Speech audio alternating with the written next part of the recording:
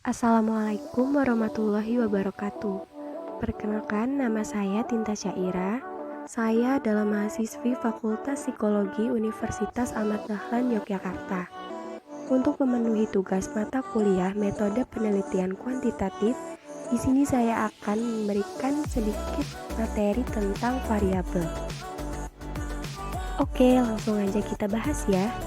Jadi, di dalam variabel terdapat variabel penelitian yang berisikan konsep dan variabel. Konsep adalah merupakan abstraksi dan generalisasi dari data.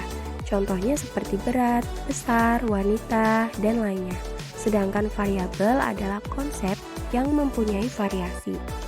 Konsep dapat diubah menjadi variabel dengan cara mengidentifikasikan pada suatu aspek, sehingga memungkinkan untuk dapat diamati atau diukur.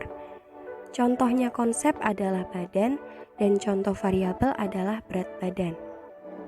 Selanjutnya ada jenis-jenis variabel. Variabel dibagi menjadi variabel tergantung, variabel bebas, variabel kontrol, variabel moderator, dan kovariabel. Berikut penjelasannya. Yang pertama adalah variabel tergantung. Variabel penelitian yang diukur untuk mengetahui besarnya efek dan pengaruh variabel lain. Peneliti mengamati apa yang terjadi pada variabel tergantung pada variabel bebas berubah. Selanjutnya variabel bebas, yaitu suatu variabel yang variasinya memengaruhi variabel lain. Variabel yang pengaruhnya terhadap variabel lain ingin diketahui, sehingga variabel ini dipilih dan sengaja dimanipulasi oleh peneliti agar efeknya terhadap variabel lain dapat diamati dan diukur eksperimen. Selanjutnya adalah variabel kontrol atau kendali, yang merupakan variabel bebas yang efeknya terhadap variabel tergantung dikontrol oleh peneliti dengan cara menjadikan pengaruhnya netral. Variabel bebas yang semula dibiarkan bervariasi kini dibatasi sehingga variasinya minimal atau hilang.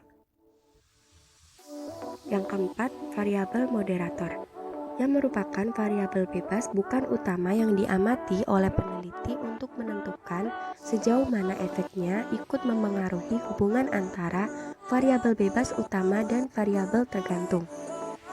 Variabel moderator selalu berupa variabel kategorikal atau klasifikasi. Contohnya adalah jenis kelamin. Dan yang terakhir ada kovariabel, yang merupakan suatu bentuk variabel bebas yang diperlakukan sebagaimana memperlakukan variabel moderator, namun tidak berupa kategori melainkan berupa variabel kontinu. Untuk dapat diperlakukan sebagai suatu variabel bebas, harus sudah diketahui memiliki hubungan linier dengan variabel tergantung. Contohnya adalah IQ. Nah, itu tadi adalah penjelasan saya tentang variabel. Selanjutnya, saya akan membahas tentang manipulasi. Dalam suatu eksperimen, memungkinkan kita untuk menarik suatu kesimpulan kausal mengenai suatu perilaku. Bila perilaku mengalami perubahan seiring dengan perubahan anteseden, dapat dikatakan bahwa kondisi anteseden tersebut menjadi penyebab perubahan perilaku. Oke, selanjutnya variabel-variabel dalam eksperimen dibagi menjadi 3, yaitu variabel independen atau variabel bebas, variabel dependen atau variabel tergantung, dan variabel ekstrim atau tidak diketahui ataupun tidak diharapkan. Penjelasan variabel bebas yaitu merupakan dimensi yang dimanipulasi secara sengaja oleh eksperimenter. Kondisi anteseden yang dipilih untuk divariasikan merupakan nilai-nilai yang ditetapkan oleh eksperimenter tidak dipengaruhi oleh hal-hal dalam eksperimen. Dan contoh variasi dalam variabel bebas adalah variabel lingkungan yang berupa suhu udara dan pencahayaan. Yang selanjutnya variabel tugas yang berupa pelatihan dan kompleksitas tugas, dan yang terakhir variabel subjek yang berupa umur, intelijensi, minat, dan perhatian. Yang kedua adalah variabel tergantung. Variabel tergantung bentuknya berupa respon atau reaksi terhadap variabel bebas. Perilaku tertentu yang diharapkan mengalami perubahan sebagai akibat dan perubahan variabel bebas. Diperlukan suatu pengukuran yang objektif untuk mengetahui perubahan-perubahan variabel tergantung. Contoh-contoh respon dalam variabel tergantung adalah respon fisiologis seperti tekanan darah, detak jantung. Selanjutnya, perilaku yang tampak seperti gerakan-gerakan motorik dan laporan verbal seperti opini, sikap, dan perasaan. Yang terakhir adalah variabel-variabel lain. Dalam suatu eksperimen, dimungkinkan adanya variabel yang sebenarnya ikut mempengaruhi variabel tergantung, yaitu disebut extraneous variable atau variabel ekstrim. Nah, setelah bahas variabel dan manipulasi, selanjutnya saya akan bahas contoh-contoh penelitian atau eksperimen yang pernah dilakukan oleh para ahli. Yang pertama adalah contoh penelitian dari Sketcher pada tahun 1959. Dengan hipotesis, orang yang mengalami kecemasan, ia akan mencari teman. Variabel bebas adalah kecemasan dan variabel tergantungnya adalah mencari teman. Prosedur eksperimen yang dilakukan oleh Sketcher yaitu subjek dibawa ke suatu ruangan, kemudian eksperimenter memperkenalkan sebagai Dr. Jiricher, Gelstein, dan Departemen Neurologi dan Psikiatri. Tujuan dari eksperimen ini untuk mengetahui pengaruh kejutan listrik.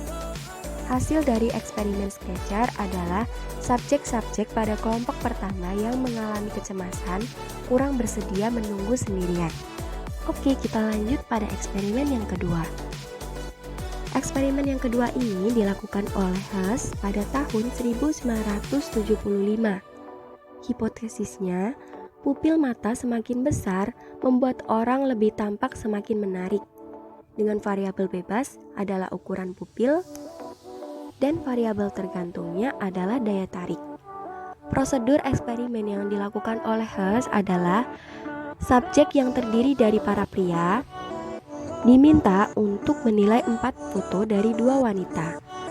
Foto tersebut telah direkayasa sehingga setiap wanita dalam foto tersebut memiliki pupil mata kecil dan satunya lagi memiliki pupil mata yang besar.